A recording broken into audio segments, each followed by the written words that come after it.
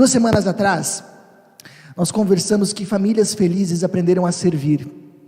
Famílias felizes são aquelas que aprendem a olhar além da sua necessidade, a enxergar a necessidade do outro, e quando percebem uma necessidade, fazem algo, vencendo as suas resistências. Depois, semana passada, nós falamos que famílias felizes equilibram a sua presença, e esse é um grande dilema de hoje, nesse mundo que demanda sempre tanto tempo, tanta atenção de nós, é sempre difícil a gente conseguir equilibrar a nossa presença para estarmos presentes onde nós deveríamos, não sermos omissos, mas também não sermos intrometidos, e a gente falou muito sobre como equilibrar a presença. Semana passada, eu só vou dizer para vocês, quem de repente não pôde estar num desses 2 encontros, pessoal, dá uma olhada na mensagem, elas estão disponíveis na nossa página, também no nosso canal do YouTube, vale muito a pena, são reflexões de 30, 35 minutos, bem, vocês conhecem, mas que podem ajudar muito famílias, muito mesmo. Mas hoje, o assunto é outro. Eu queria começar mostrando um vídeo para vocês, prepara aí DJ, um vídeo muito interessante, que fala um pouquinho de uma diferença entre homens e mulheres. A gente vai ver aqui um casal assistindo televisão, tá bom? Vamos ver. Amanhã é aniversário da filha dos nossos amigos, não posso deixar de mandar Caramba, lembrança. acho que acabou o arroz, ia fazer um arroz com brócolis pro almoço. Putz, deixei a roupa na máquina, amanhã eu estendo na soneca das crianças. Será que chove? Se chover nem adianta estender Barração roupa. do cachorro, sabia que eu tava Agora eu já nem sei se o boleto que eu paguei foi desse mês ou do Tem mês que ver passado. com a pediatra se é pra continuar com juro ferro. que Essas crianças mal vão sentar em frente à TV. comprar tinta guache, pano de cebola, chão, batata barulho, plantar uma uma horta, horta, parede, comprar tesourinha de resistência pro chuveiro, limpa vidro, lentilhas, sabão de coco, pregar um botão, cabeça de alho, cueca do meu marido, se não comprar ele não pilha compra. pro controle, Rodo de responder e-mail. Você viu? Homem tranquilão, assistindo TV, e a mente da mulher funcionando, uma loucura, é o boleto, é as crianças, é o médico, é isso, é aquilo. Gente, hoje eu queria comentar com vocês sobre diferenças. Nós somos diferentes, somos muito diferentes, e uma das diferenças mais óbvias, por exemplo, é as diferenças entre homem e mulher. Não vamos falar só delas, não se preocupa, mas a gente sabe, por exemplo, que nós pensamos de formas diferentes. Mulheres em geral têm a sua mente muito mais conectada, e inclusive para relaxar de noite, para adormecer é mais difícil. Normalmente elas ainda estão terminando de falar e elas olham para o lado e o marido já está dormindo. Acontece com vocês também, não? Não é só a maneira de pensar. Se a gente vai pensar, por exemplo, entre homens e mulheres, nós somos diferentes, por exemplo, até na nossa forma de enxergar, de ver. É interessante, né? Às vezes nós, maridos, né? Ou vou dizer pelo menos por mim, a gente está lá procurando alguma coisa, procurando a chave do carro. Cadê a chave do carro? E vai para um lado, para o outro, não há a chave do carro, até que finalmente a gente vence o nosso orgulho e pergunta: querida, você viu onde é que está a chave do carro? E ela vai lá e tira a chave do carro da sua frente, assim, está aqui. Eu já falei para a Susan, ela devia desenvolver a técnica de tirar da minha orelha, que nem mágico, sabe? Está aqui, fica mais impactante ainda. Mas não é só aí essas diferenças. Por exemplo, a gente sabe, uma vez, deixa eu contar essa história para vocês, era missionário, primeiro ano, e aí eu fui desafiado a fazer uma mensagem, num encontro só para mulheres, e o tema era diferenças, e aí eu fui dar uma olhada, fui dar uma pesquisada, e achei a informação, de que mulheres falam 3 vezes mais do que os homens, em média. Sei, é legal, um dado muito legal para compartilhar. Fui todo pimpão lá para minha palestra, né? Para compartilhar meu dado. Cheguei lá para elas e disse: vocês sabiam que as mulheres em média falam 3 vezes mais do que os homens? E uma mulher que estava na primeira fileira mal esperou eu terminar de falar, e ela disse: também tem que falar 3 vezes a mesma coisa até eles entenderem. Somos diferentes no nosso modo de falar, de olhar, de pensar e muito mais. Mas não é só diferenças de homens e mulheres. Nós temos diferenças de idade, de maturidade, de visão de vida, de gostos. Deixa eu fazer uma pesquisa rápida com vocês aqui. Quem é que gosta mais do verão ao inverno? Verão. Pessoal do verão, cadê o pessoal do verão? Tem mais, gente? Quem é que gosta mais do inverno em relação ao verão? Cadê? Verão ganhou, muito bem. Quem é que gosta mais de praia? Quem é que gosta mais de serra? Aí, viu, olha só. Agora, quem é mais noturno? Noturnos, cadê os noturnos? Quem é mais diurno? Quem acorda de bom humor? Eu não. Aí, que acorda ranzinza. Boa. Gente, todos somos diferentes. E eu vi muitas vezes pessoas aqui com as suas famílias levantando as mãos em momentos diferentes. Normal. Por quê? Porque nós somos diferentes. E família é o desafio de nós convivermos com pessoas diferentes. E agora, o que é interessante é que às vezes essas diferenças, elas são motivo de riso, como foram agora para nós. A gente dá risada delas, é engraçado, é divertido, mas muitas vezes as nossas diferenças são motivos de choro, de lágrimas. Quantos aconselhamentos eu já tive de pessoas com problemas porque não conseguiam se adaptar a diferenças que tinham. Daí eu realmente entendo que famílias felizes são aquelas que aprenderam a lidar de forma saudável com as diferenças. Agora, isso é difícil. Lidar de forma saudável com as diferenças é um desafio grande. Como a gente faz isso? Como a gente consegue lidar com essas nossas diferenças, que às vezes divertem, às vezes irritam, às vezes complicam muito? Como a gente consegue fazer isso de uma forma saudável? E eu queria compartilhar isso com vocês. Olha só. Primeira referência que eu queria trazer para vocês está em Gênesis 1:27.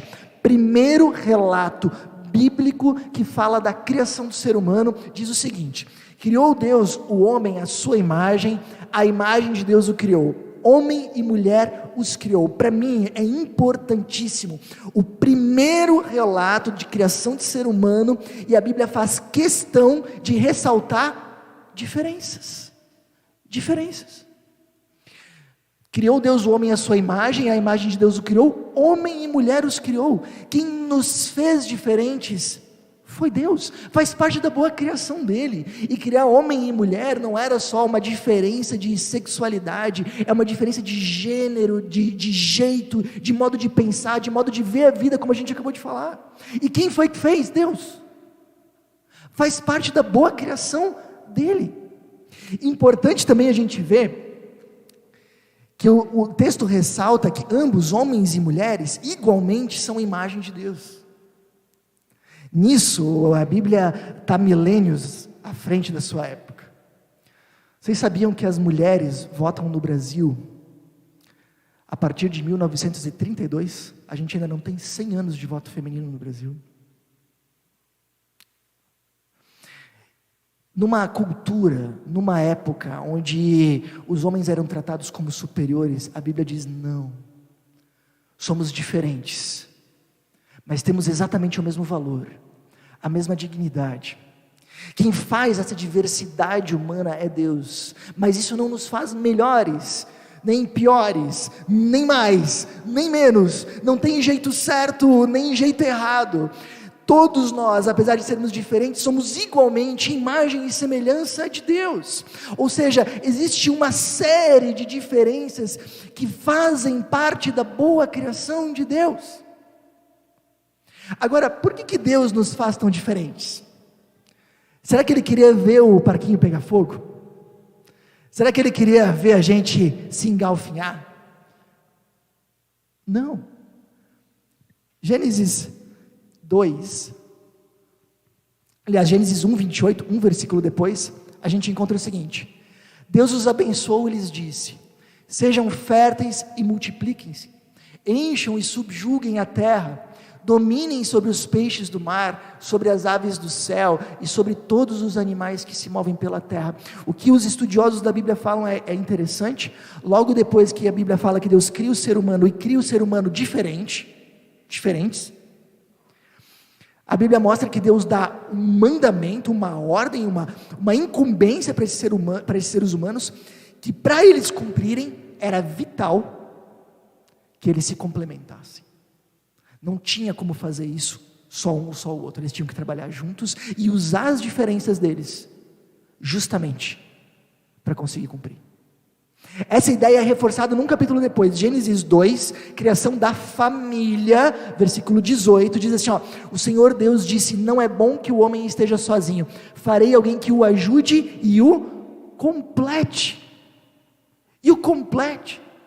Ou seja, o que Deus está pensando? Quando Ele faz as famílias com pessoas diferentes, a ideia é como um time. Num time não vai dar certo se todo mundo tiver a mesma habilidade. Forma um time com pessoas só com perfil de atacante, só atacantes.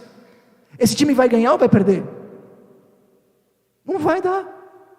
Porque num time, numa equipe, ter perfis diferentes, habilidades diferentes, visões diferentes, é bom, desde que a gente aprenda a trabalhar em equipe.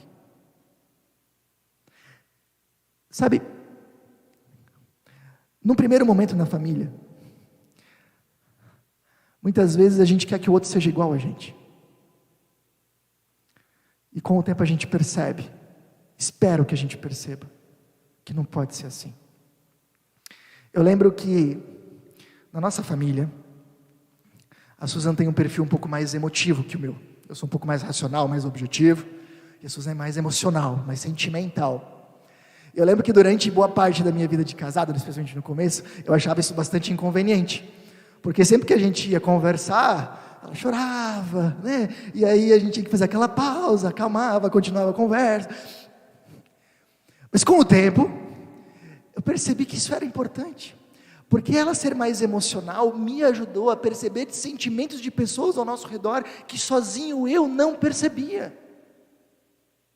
Sentimentos das pessoas da comunidade, dos nossos amigos, depois dos filhos quando eles chegaram, e eu fui percebendo que com o tempo, o fato de ela estar na minha vida, me tornou uma pessoa mais sensível. Eu ainda tenho muito que melhorar, mas tornou. Agora o meu perfil mais objetivo e mais seco, eu imagino que para ela deve ter sido ainda mais inconveniente, porque muitas vezes eu acabo sendo grosseiro. Por outro lado, em momentos de crise que a gente teve na nossa família, muitas vezes esse lado racional ajudou a gente a encontrar uma direção e sair do sufoco.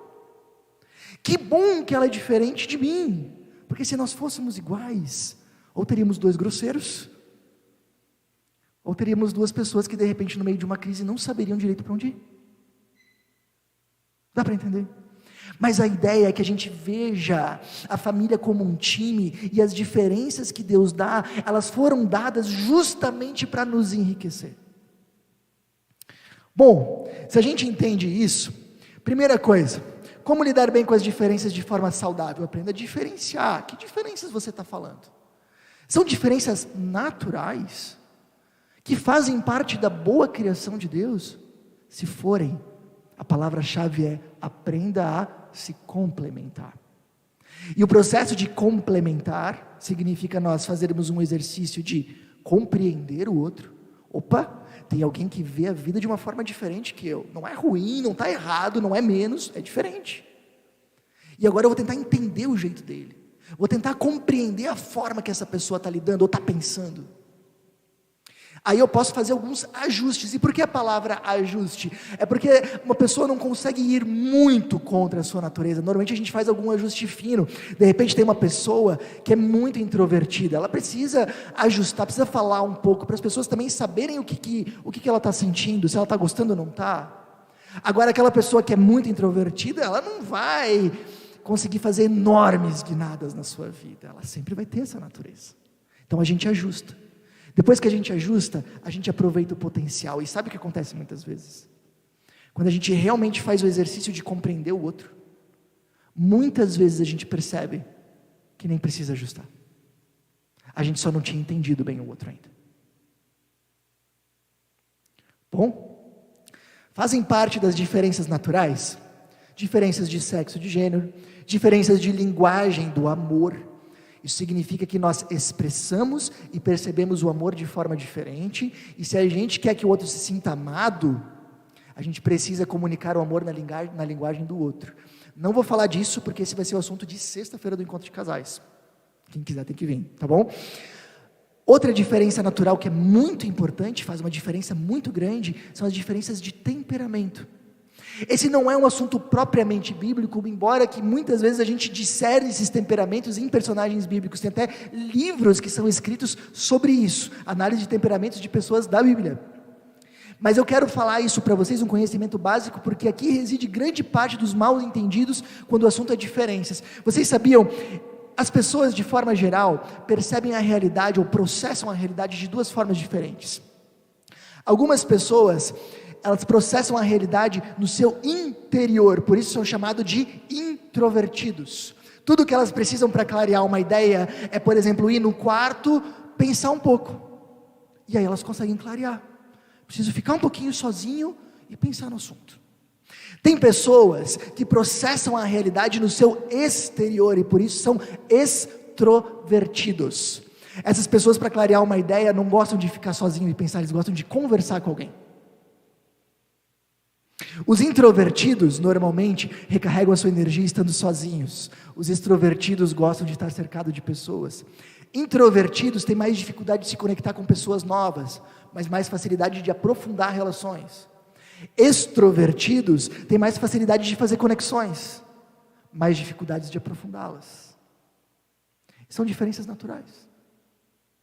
Além dessas, a gente também percebe que tem uma diferença entre fixos e fluidos. Fixos são aquelas pessoas que pegam uma ideia e cristalizam ela e digam, é isso, agora eu entendi, é isso. E elas dificilmente mudam de ideia, a menos que alguém convença elas com argumentos muito sólidos, senão elas estão convictas daquelas ideias. Tem outras pessoas que absorvem a realidade de forma mais fluida. Ah, pode ser assim, mas daqui a pouco ela pensa, não, mas pode ser assim também. Eu queria isso aqui. Não, mas talvez isso aqui também seja legal. Os fixos normalmente têm objetivos muito definidos, sabem onde querem ir. Os fluidos normalmente têm dificuldade de tomar decisões, porém têm mais facilidade de se adaptar a imprevistos. Ah, deu errado, não tem problema, vamos por aí. Ok, estão se identificando? Mais ou menos. Da combinação disso, surgem os temperamentos. Os extrovertidos e fixos se chamam coléricos, é aquelas pessoas que sabem muito bem o que querem e sabem comunicar, então elas se tornam líderes naturais, elas sabem comunicar suas ideias para os outros, elas querem convencer os outros daquilo que elas querem. Esses são líderes natos, mas muitas vezes atropelam quem está por perto. O do fixo e introvertido surge o temperamento melancólico, que normalmente são pessoas bem organizadas, sistemáticas, gostam de uma planilha de Excel, são aquelas pessoas que gostam dos ambientes muito arrumados e organizados, sabem muito bem o que querem, mas guardam para si. Dos introvertidos e fluidos surgem os fleumáticos, que são os queridos. Eles não arrumam confusão com ninguém, para eles está tudo bem. Pode ser assim? Pode ser assado? Pode ser também, está tudo bem, está tudo tranquilo. São pessoas mais quietinhas, mais tranquilas, extremamente amáveis, amigos de todos, fazem tarefas que os outros às vezes acham muito repetitivas e muito chatas, são queridíssimos. É o filho dos sonhos de qualquer pai e mãe. Do temperamento fluido e extrovertido surgem os sanguíneos. Eles são extrovertidos, alegres, mas eles também são bem fluidos, eles mudam de ideia, normalmente são artistas, pessoas que gostam de falar, de conversar. Sabe aquela pessoa que você vê uma roda de conversa e ela que está dominando aquela roda de conversa e contando uma história boa e daqui a pouco todo mundo dá risada? Sabe aquela pessoa que diz tchau e depois tu encontra ela meia hora depois, ela ainda não foi embora porque ela foi se despedindo e foi encontrando mais alguém para conversar? É normalmente esse pessoal aqui. Sanguíneos. E sabe o que a gente muito vê? A gente muito vê coléricos, que às vezes são casados com fleumáticos, dizendo, cara, você não tem objetivos, você não sabe para onde você quer, para você tudo está bom, e para ele está tudo bom. E às vezes os fleumáticos dizem para os coléricos, se você atropela, tem que ser tudo do seu jeito, não pode ser nada do meu jeito. Ou a gente vê o melancólico falando para o sanguíneo, você não leva nada a sério. E o sanguíneo reclamando do melancólico, você só sabe reclamar. O que a gente faz? São diferenças naturais, fazem parte da boa criação de Deus, fazem. Então a gente não pode transformar o outro naquilo que ele não é. A gente precisa aprender a compreender, às vezes fazer alguns ajustes que são necessários, e aproveitar isso para enriquecer a nossa família. Se vocês forem viajar, o colérico é aquele que vai dizer para onde vai e o que tem que ser visto. O melancólico é aquele que vai fazer a tabela dos gastos e vai deixar o quarto do hotel arrumadinho. O sanguíneo é aquele que vai contar as histórias, vai divertir o grupo, e depois da viagem ele vai contar histórias melhores do que a própria viagem. O fleumático é aquele que vai estar querido, equilibrando as coisas, fazendo com que todo mundo se sinta bem e que ninguém brigue. Essa é a ideia. Mas é bom viajar com toda essa turma. A experiência é muito mais rica. Dá para entender? Não tem problema. Diante disso, outra hora a gente aprofunda mais, talvez num outro grupo de casais. Quando nós temos diferenças naturais, nós compreendemos, ajustamos, aproveitamos o potencial. Eu lembro bem, quando a gente falou uma das vezes sobre diferenças na família, um amigo meu disse: Jorge, eu jurava que a minha esposa fazia isso para me incomodar. Descobri que não. Ela só faz isso porque ela é diferente. E eu preciso agora tentar compreendê-la melhor. É isso. Ok? Mas não é só essas diferenças que nós encontramos. Gênesis 2, ainda em Gênesis 2, 24, nós encontramos Deus dizendo: por isso o homem deixa pai e mãe e se une à sua mulher, e os dois se tornam um só. O processo aqui é de formar família, os dois se tornarem um só, se unirem afetivamente, fisicamente e começarem uma nova família. Mas para isso acontecer, homem e mulher deveriam deixar pai e mãe, ou seja, para nós formarmos uma nova família, nós precisamos nos tornar independentes emocionalmente, financeiramente dos nossos pais, para assumirmos agora a nossa própria família, certo? Ou seja, formar família exige um processo de amadurecimento, mas tragicamente, nem todas as pessoas conseguem fazer esse processo. E muitas vezes nós temos maridos que se comportam como se ainda estivessem solteiros, nós temos esposas que se comportam como se ainda estivessem solteiras, nós temos pais e mães que ainda se comportam como se não tivessem filhos, nós temos muitas vezes filhos adolescentes que se comportam como crianças, pais adultos que se comportam como adolescentes, porque não conseguiram fazer movimentos naturais de amadurecimento. E o que a gente faz? A gente compreende, a gente diz: tadinho, meu marido, tem que ligar todo dia para a mamãe, antes de ligar para mim ele liga para ela, ele discute a decisão com ela, mas tadinho, Deus fez ele assim. A gente faz isso? Não. Quando a nossa diferença é um elemento de imaturidade, nós estimulamos. E a palavra estímulo, ela é uma palavra bem proposital, porque ela vai do brando para o enérgico.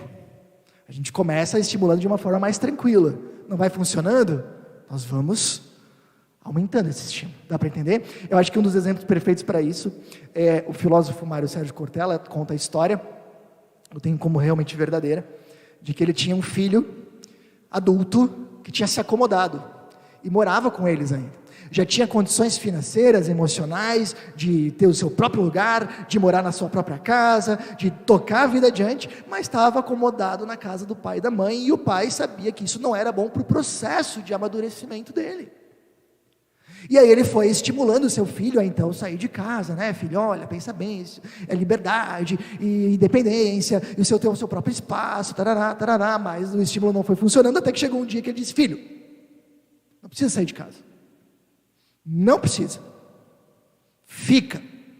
Está aqui a chave. Sua mãe e eu estamos nos mudando. O estímulo do brando para o enérgico. Mas elementos de maturidade não é a questão de compreensão.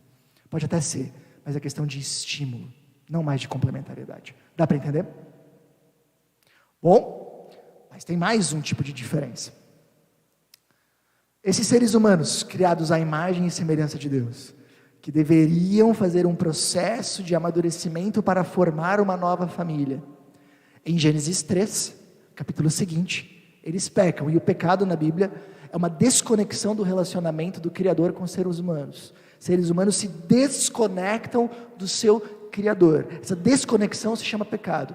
E a partir da desconexão entre seres humanos e Criador, e Deus, e o nosso Deus Criador, nós temos uma série de atitudes ruins que acabam entrando. Atitudes de pecado. Atitudes derivadas do pecado. E olha só o que Deus faz, como Deus lida com elas. O Senhor Deus chamou o homem perguntando: onde está você? E o homem então respondeu: ouvi teus passos no jardim e fiquei com medo, porque estava nu, por isso me escondi. E Deus perguntou: quem lhe disse que você estava nu? Você comeu do fruto da árvore da qual eu lhe proibi comer? Disse o homem: foi a mulher que me deste por companheira, que me deu do fruto da árvore e eu comi. E aqui a gente percebe já um ser humano que se esconde, que culpa os outros, que tem uma série de atitudes muito ruins e egocêntricas. E o que Deus faz? Deus está dizendo: é assim mesmo? Não. Deus está estimulando, dizendo: o que tu acha de repente parar de mentir? Talvez, uma ideia, não sei, só estou achando. Não. Deus confronta. Onde você está? O que você fez? Não foi isso que eu disse. E aqui tem a tabela para vocês. Como lidar com as diferenças de forma saudável? Depende. É uma diferença natural? Se complemente. É uma diferença que é um elemento de imaturidade? Estimule.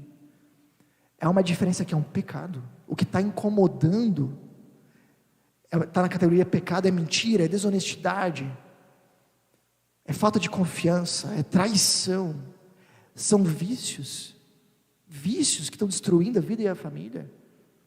Confronte, com amor, mas diga para essa pessoa: você está longe da vontade de Deus, volta, senão a nossa família quebra. Agora, para a gente finalizar, eu quero dar uma dica para vocês. Uma das coisas que eu mais vejo nas vidas familiares, tanto de pais para filhos, quanto de maridos para esposas, filhos para pais, é que a gente faz justamente muito isso que ela comentou agora no final. A gente se concentra muito nas diferenças naturais. E a gente quer mudar as diferenças naturais. Não, você tem que falar mais, você tem que falar menos, você tem que fazer assim.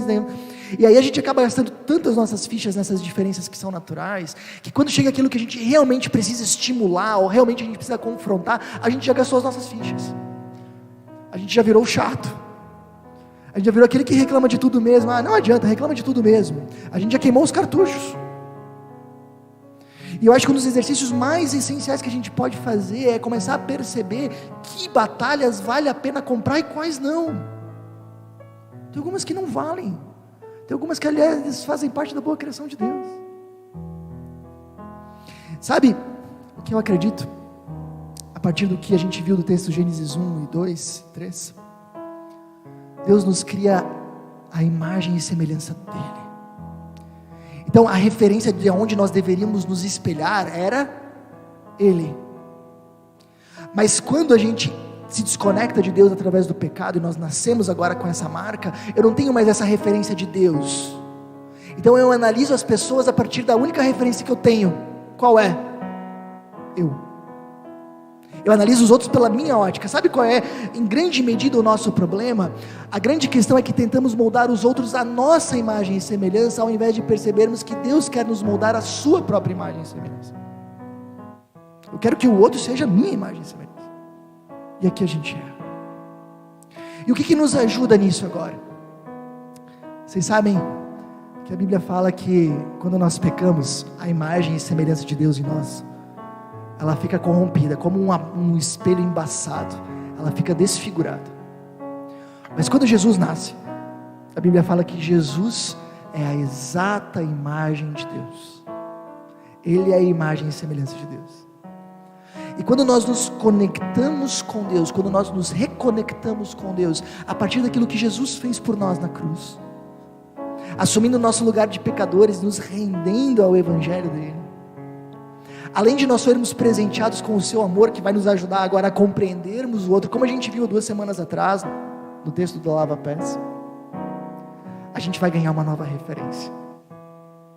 Eu quero ser como Jesus, porque quanto mais perto de ser como Ele foi, mais eu serei como Deus quer que eu seja. E agora a gente começa até a olhar para as pessoas que moram com a gente, não analisando pela nossa própria referência, porque agora a gente tem de novo a referência original. Eu não preciso que o outro seja como eu.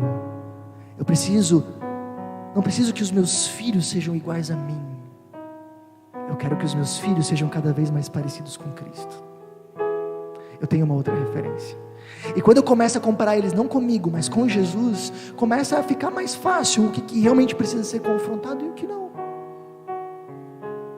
O que eu posso fazer para que meu marido, minha esposa, meus filhos, meus pais, sejam mais parecidos com Jesus? A gente tem a referência restaurada. E mais que isso, a gente começa a perceber que não somos nós o protagonista das transformações. Não sou eu que mudo o coração. Não sou eu que tenho que mudar o coração do meu filho, nem do meu marido, nem da minha esposa. É Deus quem faz. Eu posso cooperar com Ele. E aí se torna mais leve, mais eficiente. Então, gente, se eu posso dizer para vocês, querem lidar de forma eficiente com as diferenças? Vivam com Cristo. Vocês vão ganhar um amor novo, uma nova referência, e vocês vão se ver como cooperadores desse Deus, naquilo que Ele está fazendo na sua casa. Se você quer viver isso, eu convido você a fazer uma avaliação. Avalie, tenho conseguido lidar com as diferenças de forma saudável? Você tem? 2, tenho tentado fazer com que os outros sejam mais parecidos com o que eu quero, ou com o que Deus quer? O que você acha? Decida compreender diferenças naturais. Exercite sua compreensão. Decida estimular elementos de maturidade. Tem imaturidade, vamos estimular. Vamos sair daí, gente. Decida confrontar o pecado. Se o pecado se instaurou na sua casa, confronte em amor, através da palavra.